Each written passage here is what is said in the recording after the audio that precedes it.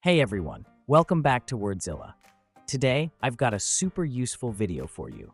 We're going to talk about replacing common, basic words with more natural-sounding alternatives that native speakers use every day. This will help you sound more fluent in English, whether you're a beginner or an intermediate learner. Ready to learn? Let's get started. Let's kick things off with some words you might be using every day. We'll swap them with words that sound more native and fluent. If you're feeling extremely tired, don't just say, "I'm very tired." That sounds a bit too basic. Instead say, "I'm exhausted." It's much more expressive. For example, "After working all day, I was absolutely exhausted." Doesn't that sound more native? Here's another simple upgrade. Instead of very good, try excellent. It's a great way to show how impressed you are. So instead of saying, "The food was very good," say, "The food was excellent." This gives your sentence more punch and sounds more professional. When something is really bad, don't just say very bad, say awful. It's a stronger, more expressive word. For example, "The movie was awful." This lets people know just how bad it really was. We've all been super hungry, but instead of saying very hungry, try starving. It's a more native way to express extreme hunger. "I'm starving" is much more natural than "I'm very hungry." Try it out. When you're feeling really happy, don't just say very happy. Say thrilled. It's a stronger, more native word that really captures excitement. For example, "I was thrilled when I got the job."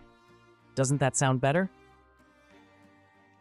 If you're feeling down or upset, instead of saying "I'm very sad," say "I'm heartbroken." This word carries a lot of emotional weight and will make you sound more fluent. For example, "She was heartbroken after the breakup." Much more expressive, right? Next, let's look at words for describing everyday situations. These simple swaps will help you sound much more native. When it's really cold outside, don't just say "it's very cold." Try saying "it's freezing." Native speakers love to use this word to exaggerate how cold it is. For example, "It's freezing outside. I need a thicker coat." It sounds much more natural. And when the weather's hot, instead of very hot, you can say scorching. For example, "The sun is scorching today." This word adds a bit of drama, and it's what native speakers would use in extreme heat. Next, if something is small, don't say very small, say tiny. It's a simple word, but it adds more character to your speech. For example, "This apartment is tiny, but it's cozy." A much more descriptive way to talk about small spaces. When you want to describe something large, use huge instead of very big. For example, "That building is huge." It's such a common word, and using it will make your English sound more fluent. When a place is super clean, saying very clean is a bit plain. Try using spotless instead. For example, "The kitchen is spotless." It really emphasizes how clean something is. And for the opposite, when something's dirty, you can say filthy instead of very dirty. For example, "After the party, the house was filthy." This gives your description more intensity. Now let's talk about emotions. These swaps will help you describe how you're feeling in a more fluent way. If you're really angry, don't just say "I'm very angry." You can use the word furious to sound more native. For example, "I was furious when I missed the bus." It really conveys how mad you are. When you're feeling really scared, terrified is a much better word than very scared. For example, "I was terrified of the spider." This is what native speakers say when they're really frightened. When something surprises you a lot, you can say astonished instead of very surprised. For example, "I was astonished by the news." It's a more sophisticated way to express surprise. To express that something is really interesting, use the word fascinating instead of very interesting. For example, "That documentary was fascinating." It sounds more engaging and fluent. Another way to describe being really tired is drained. For example, "After that long meeting, I was completely drained." It's a common word that native speakers use a lot. Now, let's look at some everyday phrases you can easily swap to sound more natural in conversations. When you're not sure about something, instead of just saying "I don't know," try saying "I have no idea." For example, "I have no idea where I left my phone." It sounds more native and a bit more casual. Another useful phrase is, I'm on the fence. Instead of saying, I'm not sure, you can say, I'm on the fence about going to the party. It's a great way to sound more conversational. When you want to make plans with someone, don't say, let's meet. Instead, say, let's catch up. For example, let's catch up for coffee next week. It's what native speakers usually say. When you need someone to wait, instead of wait a minute, say, hang on. For example, hang on, I'll be right back.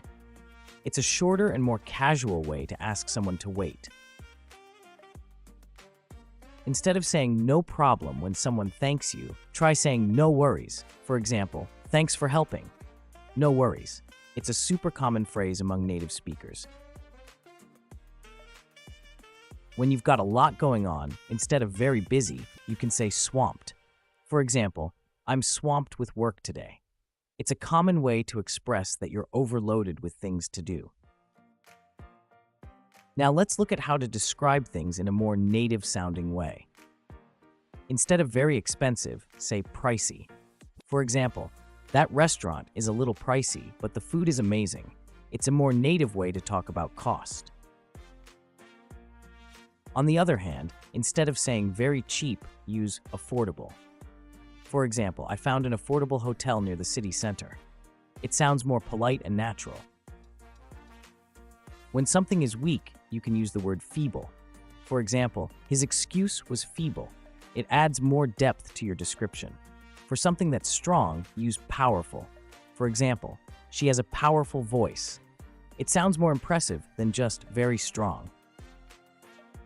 Instead of very easy, say effortless. For example, the exam was effortless for me. It's a more advanced way of describing something simple. If something is hard, say challenging instead of very difficult. For example, learning a new language can be challenging. It's a more thoughtful way of expressing difficulty. When something is really boring, dull is a great replacement for very boring. For example, that lecture was dull. It's much more natural in conversation. So there you have it. 30 words to instantly level up your English and sound more like a native speaker. Start using these in your daily conversations, and you'll notice how much more natural your English will become. Which one was your favorite?